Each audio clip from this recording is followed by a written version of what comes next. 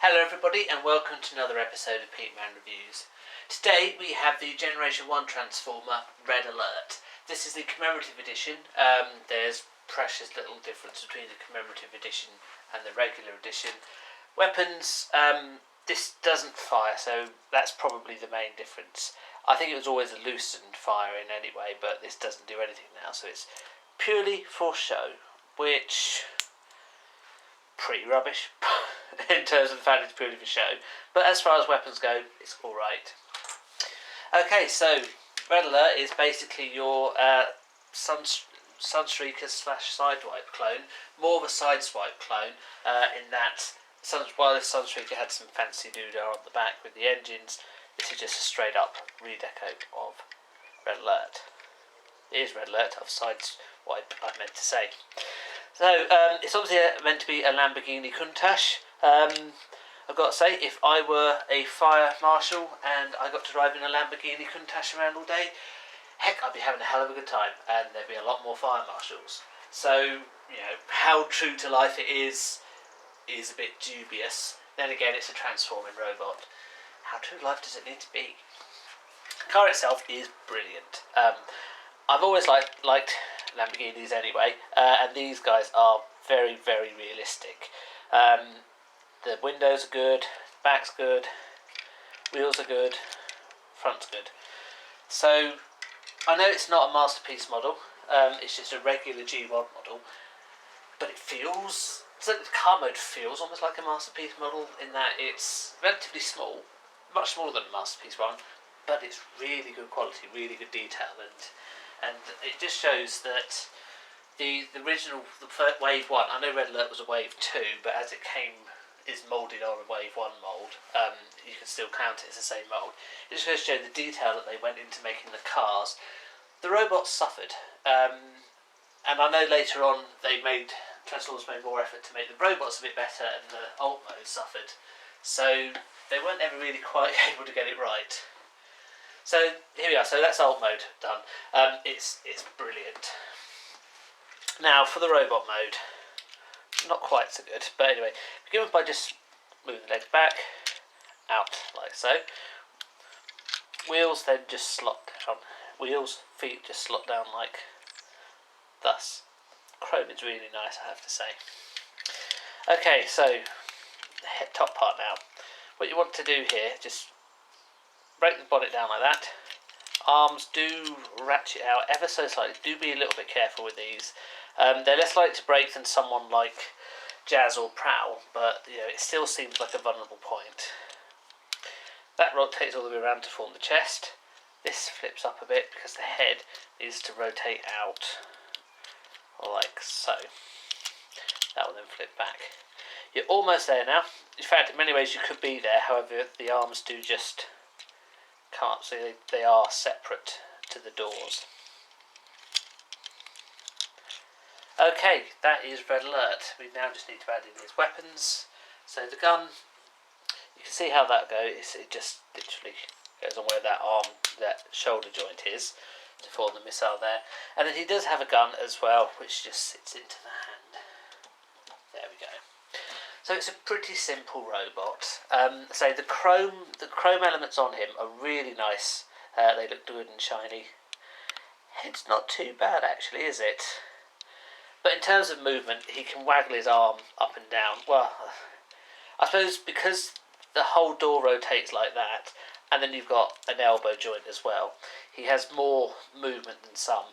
But because it is literally an up and down joint, there is no side to sideways, it's literally up and down. It's less movement than his contemporary Jazz, who knocks his thing off at the back, but never mind. But because this is a full movement joint, I know the elbow again just goes up and down, but because that's a full rotating joint, he's got far more manoeuvrability in his arm. And in fact, we'll just put Jazz there for a size comparison. I know the two came out at the same time, so you would expect the size comparison to be about the same. I'm just going to leave the gun part of Jazz off for the moment. And the size comparison is the same. Red Alert's a bit taller, Jazz is a bit wider. Feels about right, doesn't it? Looking at the 86 Transformers with Hot Rod, Hot Rod is much taller, and that is a general theme with the 86 Transformers. They're considerably less detailed, taller, chunkier. Robot mode is a little bit better, that the alt mode suffers, or, you know, it's a similar effect. It's kind of like the first wave, so wave 1, so these guys, a lot more money was spent on the actual toys themselves.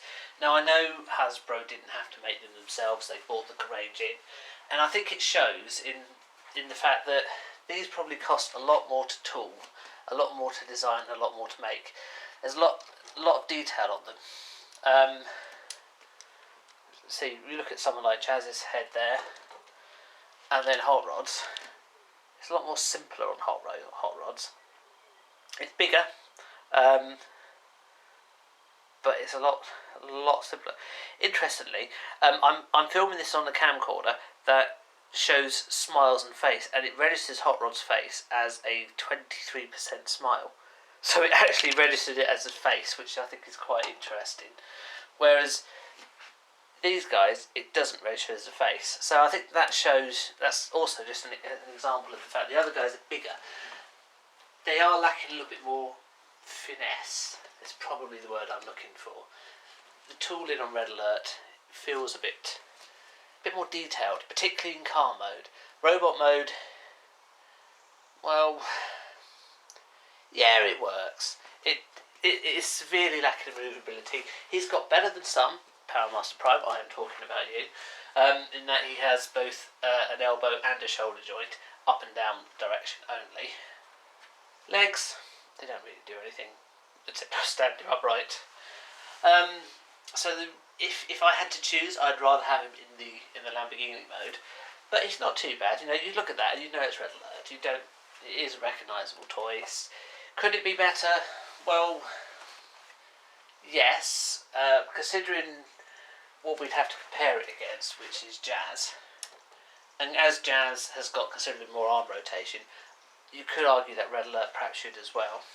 In terms of knees, to make him have leg movement, well, let's not forget that Soundwave was out at the same time, and I know the two weren't the same moulds, or the same toy range, but Soundwave had knees. Optimus Prime, same range, and he had knees. So, I know Optimus Prime was a leader class, so perhaps that's a bit unfair.